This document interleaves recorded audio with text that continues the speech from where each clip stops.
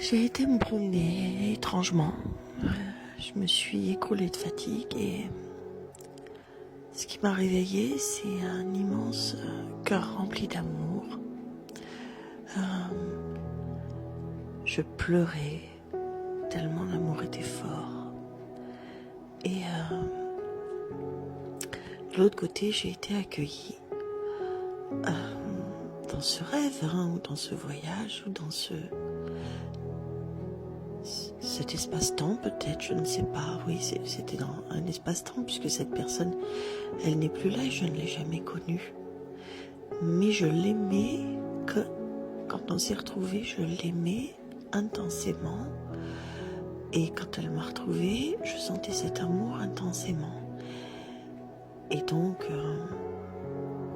dans ce voyage, espace-temps, je lui rends visite.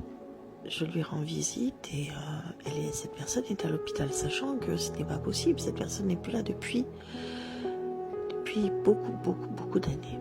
Et ça ne s'est jamais produit.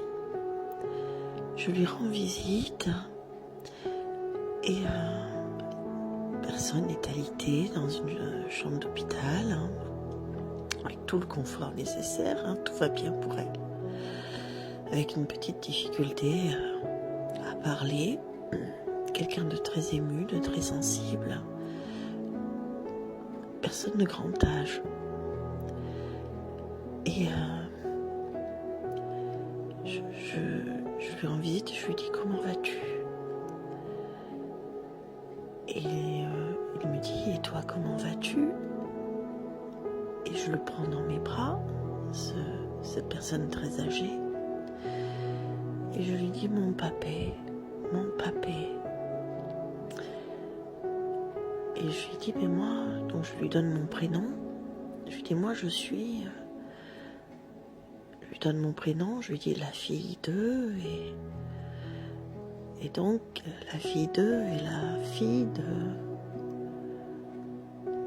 Et je donne un prénom, donc de mon grand-père. Et il me dit, je suis le frère de ton grand-père. Je ne suis pas au courant qu'il y a un frère ou quoi que ce soit. Et je ne sais pas, je vais faire des recherches d'ailleurs, parce que je n'en sais rien. C'est un côté de cette famille que je ne connais pas. Et là, je le vois, il ferme les yeux. Il me prend les mains, je suis comme une petite fille, avec mon corps d'adulte, de femme que je suis, de grand-mère moi-même que je suis. Et nos lumières, pas nos lumières, mais nos énergies de cœur se confondent. Et je suis encore émue, parce que je viens de le faire, et comme je ne veux absolument pas oublier ce que je viens de vivre, je fais cet enregistrement. Et cet amour croisé avec le sien, et je ressens ça m'inonde, mais ça m'inonde dans tout le corps, et je suis envahie de larmes, mais de larmes d'amour. Je ne sais pas si un jour vous avez pleuré de larmes d'amour, c'est très beau. Et je ressens tout cet amour, je ressens. Et quand il me dit qu'il est le frère de mon grand-père, que j'aimais énormément, je dis mais comment je ne l'ai pas su, et pourquoi je suis là? Et donc je demande aux infirmières, mais comment ça se fait que je ne suis pas au courant? Alors je ne sais pas pourquoi j'ai atterri dans cet hôpital pour aller le voir. Donc les infirmières me disent qu'il en a pour quelque temps. Donc je lui dis, je leur dis, moi j'habite loin, j'habite à plus de 1000 km là, de lui, donc je ne vais pas pouvoir venir tout le temps. Et il me regarde et il me dit, mais je serai toujours là. Je serai toujours là avec toi en fait. Et tu le sauras, mais je serai toujours là. Et l'infirmière me dit, je lui la supplie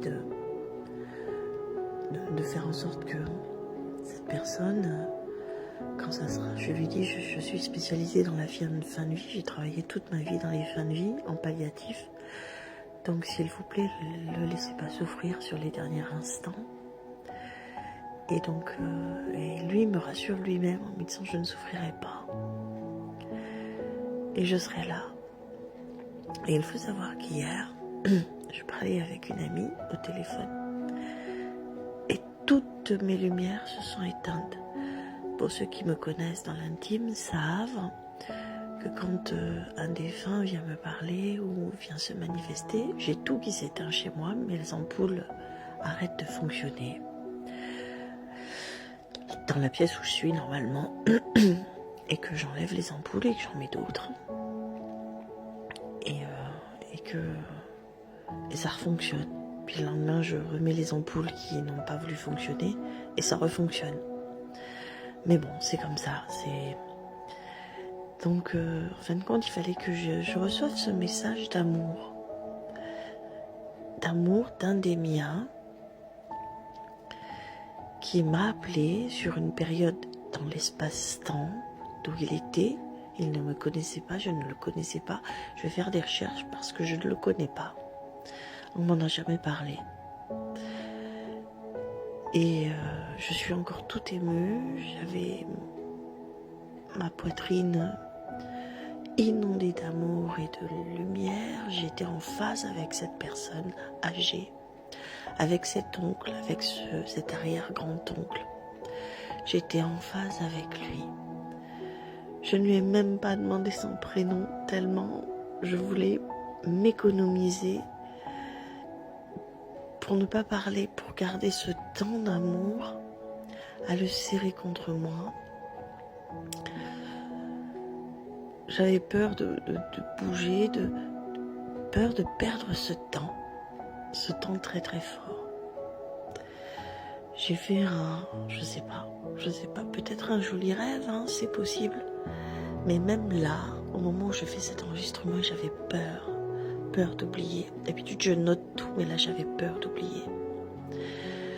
Même là, je suis baignée d'amour, c'est magique. J'avais envie de partager ça avec vous. Alors, on me prendra peut-être pour une folle. J'y suis habituée. Une illuminée, j'y suis habituée. Une douce rêveuse, j'y suis habituée aussi. Mais j'échangerai pour rien au monde ce que je viens de vivre. Pour rien au monde.